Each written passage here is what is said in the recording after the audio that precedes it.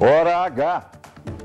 As mudanças que se impõem e aquelas que as próprias empresas decidem promover fazem a diferença entre as companhias que sobrevivem e aquelas que ficam pelo caminho.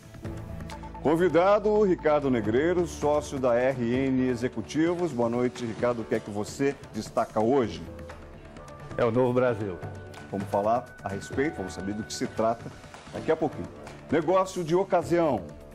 Nesta edição, as histórias de quem saiu do sufoco e os fatores de influência do sucesso ou do fracasso das companhias que arriscaram se reestruturar. Convidados, Álvaro Jabbour, dono da Camisaria Colombo, e Leonardo Pereira, vice-presidente financeiro da Gol. Nessa edição casual do Conta Corrente, vamos falar das empresas, pessoas jurídicas e até das pessoas físicas, que ao longo da vida profissional resolvem ou são levadas a mudar, arriscar, ousar, inovar. Vamos falar de reestruturação de empresas e até de carreiras. Participe mandando suas perguntas pelo g1.com.br/Globo News. Aproveite! Eu sou o Guto Abranches e no Conta Corrente você vê com a gente ainda que um aumento de, vamos dar licença aqui para esse número que é bem grande, lá está, 270 bilhões de dólares. Ficou acertado entre os países da União Europeia, um acréscimo às reservas do FMI. É uma das medidas anticrise acordadas entre 26 países da União Europeia, tirando-se, portanto, a Grã-Bretanha. E ainda falando nisso, o primeiro-ministro britânico vota contra um novo tratado para o bloco europeu.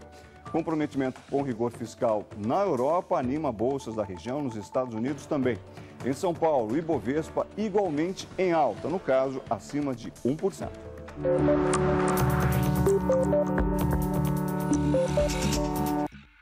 Boa noite, sejam muitíssimo bem-vindos sempre ao nosso Conta Corrente Casual. É hora daquele bate-papo mais descontraído para a gente fechar, arrematar a semana econômica.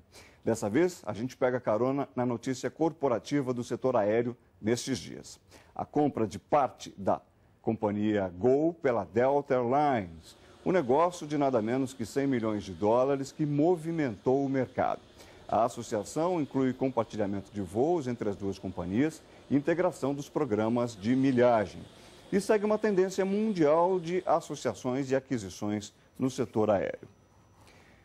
Quer dizer, tendência sim, mas motivada por um cenário no mínimo duvidoso, menos otimista, digamos.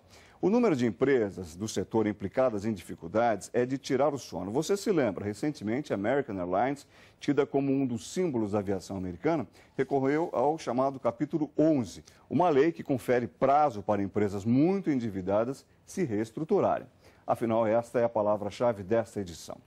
Seja pela oportunidade, seja pela necessidade, quando é hora de vender, comprar, reestruturar uma empresa? Vamos perguntar a quem entende do assunto. O Ricardo Negreiros, que está conosco aqui no estúdio. Ricardo, que é, posso até dizer, ex-engenheiro, né? Ex-engenheiro. Que é consultor da RN Executivos. Me dá o prazer da presença aqui no Rio de Janeiro. Lá em São Paulo também já temos a presença do nosso convidado, Álvaro Jabbour, que é dono da Camisaria Colombo. Álvaro, igualmente um prazer tê-lo conosco. Sejam muitíssimo bem-vindos. Boa noite ao nosso Conta Corrente Casual. Daqui a pouco aguardamos aí a participação também do terceiro convidado, que é o Leonardo Pereira, que é vice-presidente da Gol. Todo mundo junto para falar deste setor. Bom, queria começar com você, Ricardo. A gente deixou no ar aí a pergunta: qual é o momento, qual é a hora da tomada da decisão e se ela se dá necessariamente por um cenário econômico que impõe às empresas a necessidade de se reestruturar, ou pode ser a partir de um mesmo cenário, olhando pelo foco da oportunidade, ousar, inovar, reestruturar. O que é que você acha? Reestruturar significa, pela própria palavra, fazer tudo de novo, quer dizer, fazer de uma forma diferente, né? Então, a nossa forma de ver reestruturação, ela tem essencialmente dois tipos de conotação e dois tipos de projeto que a gente realiza. O primeiro é o projeto de recuperação. Quer dizer, esse é um momento em que a empresa está em dificuldades e precisa fazer uma mudança para que se recupere daquela situação econômica ruim. O outro tipo de reestruturação é o tipo de melhoria, que a gente chama projeto de melhoria. São aquelas empresas que estão em curso normal de suas atividades, estão bem. Não estão enfrentando crise nenhuma. Não tem crise, não é? E que querem aproveitar uma oportunidade ou de uma consolidação, ou serem vendidas, ou irem ao mercado, irem ao IPO, não é? Então, são os projetos que não têm esse senso de urgência que uma recuperação requer. E é totalmente diferente. A gente vai retomar e vai detalhar daqui a pouquinho. Quero ir lá para São Paulo com o nosso Álvaro para perguntar em qual situação destas descritas, ou se é o caso de uma outra situação, que se encaixou, se encaixa Camisaria Colombo. Boa noite, Álvaro. Boa noite, Guto. Boa noite, Negreiros. Graças a Deus, a nossa opção é a opção do crescimento. A nossa empresa foi fundada em 1917 e o nosso crescimento se deu a partir de 1991. Até 1991 nós tínhamos uma única loja. Hoje são 265 lojas. E nós sentimos o momento de parar, de se organizar para dar um novo passo importante, que é, sem dúvida nenhuma, o IPO daqui a 3 anos. E o primeiro passo é essa organização e essa reestruturação da empresa. A gente retoma daqui a pouquinho com o Álvaro. Tenho o prazer já de informar que já está conosco também o nosso Leonardo Pereira, que é vice-presidente financeiro da Gol. Já chegou, deve ter enfrentado um trânsito, Vou te deixar aterrissar com calma, daqui a pouco a gente toca a conversa contigo. Ricardo, para a gente continuar na nossa toada, o mesmo cenário pode ser, como mencionava o Álvaro, o mesmo cenário pode ser o da necessidade, o da crise e o da oportunidade, dependendo da empresa. Por exemplo, 2 empresas do mesmo setor, elas podem estar vivenciando 2 páginas completamente diferentes da sua história? Claro, isso é exatamente o nosso trabalho. Quer dizer, o nosso trabalho de recuperação, ele visa não olhar necessariamente o mercado, e sim, considerando que o mercado é bom, positivo, e ainda mais no Brasil, isso é realidade para praticamente todas as empresas, como aquela empresa de dentro para fora está preparada para atingir os seus objetivos, para conquistar aquele mercado. Então, uma pode estar menos preparada e a outra pode estar mais preparada, não é? Então, essa distinção é que define o sucesso dela ou não. E essa é a nossa grande preocupação, poder contribuir para que aquela empresa se organize de uma maneira técnica, profissional e absolutamente atenta àquelas oportunidades que estão aparecendo. Em termos muito práticos, exemplifica para a gente um sinal da empresa que está em crise no mesmo cenário e um sinal da empresa que pode aproveitar a oportunidade no mesmo ambiente.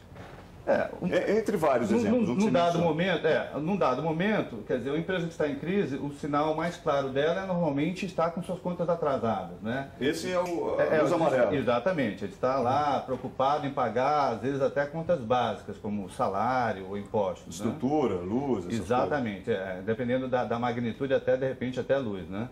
E o outro não, o outro está bem, pode até eventualmente estar temporariamente desorganizado para um grande salto, mas pelo menos ele já tem uma condição de entender, pelo seu sucesso anterior, o que ele pode fazer diante daquela nova oportunidade. Tá bom, já retomamos contigo. Agora sim, Leonardo já respirou fundo, já está mais tranquilo, passou a turbulência, graças a Deus. Sem dúvida. Conta para nós o momento da Gol. A gente está falando aqui da reestruturação. Pode ser no momento de crise, pode ser no momento de percepção de oportunidade. Onde é que se encaixa a companhia?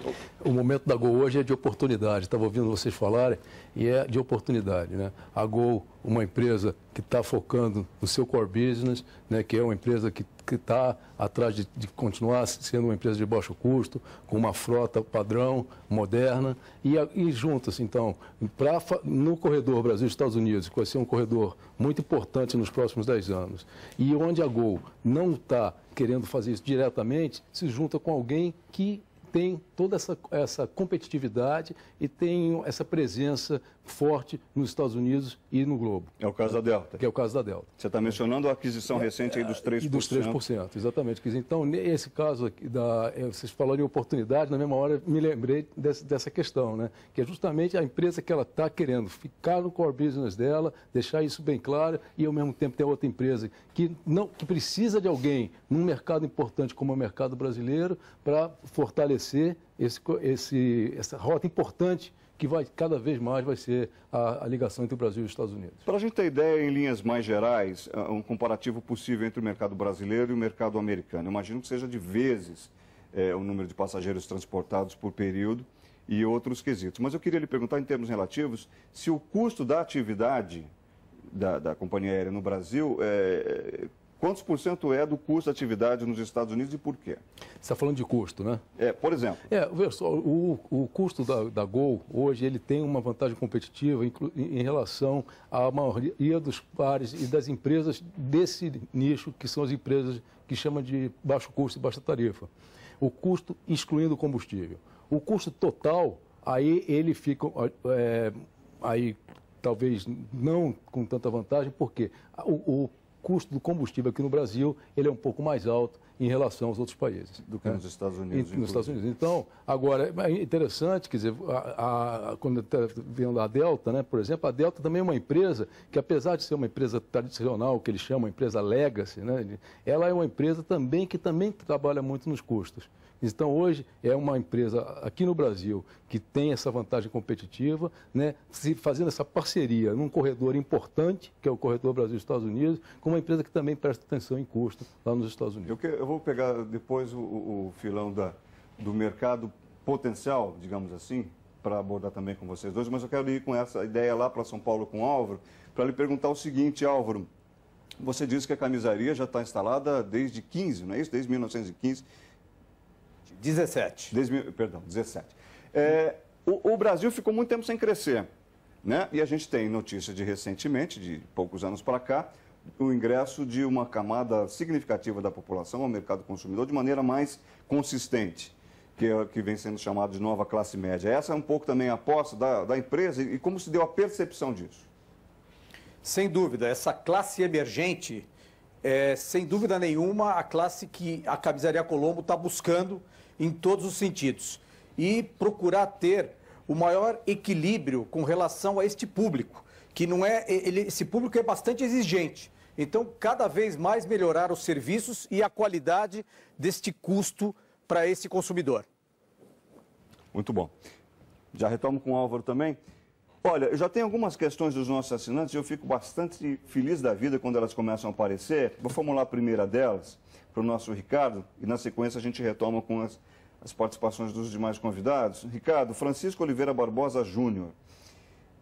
Evidentemente, você está familiarizado à terminologia e até nos esclareça, tanto quanto possível, por favor, com relação a ela. Pergunta dele, como um projeto startup pode ser bem estruturado para atrair investidores? O que é esse projeto startup? É um projeto que é só uma ideia ainda e ele vai começar do zero, né? Então, a melhor maneira de você estruturá-lo é ter um bom orçamento, que esteja prudente, não fantasioso, não é? Porque, como costumo dizer, a planilha aceita tudo. Então, a ideia de que você vai vender milhões e milhões e milhões de uma coisa que ainda nem existe, certamente é um descuido e causa desconfiança. Então, é interessante que haja prudência na elaboração desse orçamento, das projeções, e que você tenha também segurança de que aquilo é uma paixão sua. Porque homens com paixão é que fazem a diferença. Se aquela paixão for genuína e se a sua habilidade em mostrar que você será prudente, saberá controlar, porque você vai receber dinheiro de outros, né, para cuidar. Então, se souber controlar, tiver essa paixão e tiver uma visão clara, eu imagino que você tenha mais sucesso do que outros que não tenham tudo isso. Concorda, Leonardo? Eu estou totalmente de acordo. Eu acho que o que faz as empresas ficarem uma na frente das outras são as pessoas. E quando você tem paixão pelo que você faz, você acredita no que você faz com sucesso. E é isso que move as pessoas, é o que move as empresas, é a paixão. Queria passar para você agora a pergunta que eu fiz ao Álvaro agora há pouco. O Brasil ficou muito tempo sem crescer e uma parte significativa da população sem acesso ao mercado consumidor, pelo menos da forma como se tem hoje. Essa também é uma aposta da Gol. Eu estou lhe perguntando, já imaginando a sua resposta, mas para ouvir nas suas palavras, e até para depois pegar o gancho para fazer essa conexão até vem ao caso, com a Delta. Mas é nisso também que vocês estão apostando quando você fala desse corredor Brasil-América? Sem dúvida. Se você está olhando hoje, né, o Brasil é o país da classe média. É o país da nova classe média e esse fenômeno a gente acredita que ele é irreversível.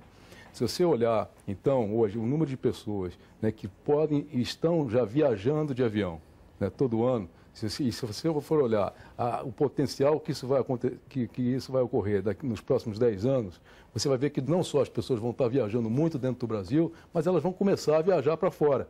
né? Então, o corredor Brasil-Estados Unidos, as projeções indicam que ele vai ser um dos corredores mais relevantes em termos de crescimento no mundo. E faz todo sentido. É um país com uma alta classe média, uma classe média exigente, né, que nem você falou, e que vai estar querendo abrir seus horizontes, vai estar viajando. Não tenha dúvida que os americanos já estão de olho nisso, né, Ricardo? Direto. O Brasil é a bola da vez e foi por isso que eu comecei a conversa dizendo o novo Brasil. Ok. A gente retoma com os nossos convidados daqui a pouquinho, nessa nossa edição especial, falando de reestruturação de empresas. Por falar no tema, a gente vai falar agora sobre o acordo entre os líderes europeus para salvar o euro. 26 países da União Europeia anunciaram medidas para sair da crise da dívida, medidas que devem valer a partir de março do ano que vem. O Reino Unido foi o único que ficou de fora das negociações. As pessoas físicas também, veja só se eu estou exagerando ou não. O nosso Ricardo Negreiros, da RN Executivos, tem uma história de reestruturação pessoal. Vou deixar você contar em poucas palavras. Bom, eu nasci em Bom Berço, lá em Fortaleza, mas aí acabou-se o dinheiro da família, fui morar num sítio, né, com a minha mãe, com minha irmã e tudo mais, e de lá viemos para o Rio de Janeiro. Lá em Fortaleza, viemos para o Rio de Janeiro de carro e chegando aqui, enfim, recomeçamos toda a vida.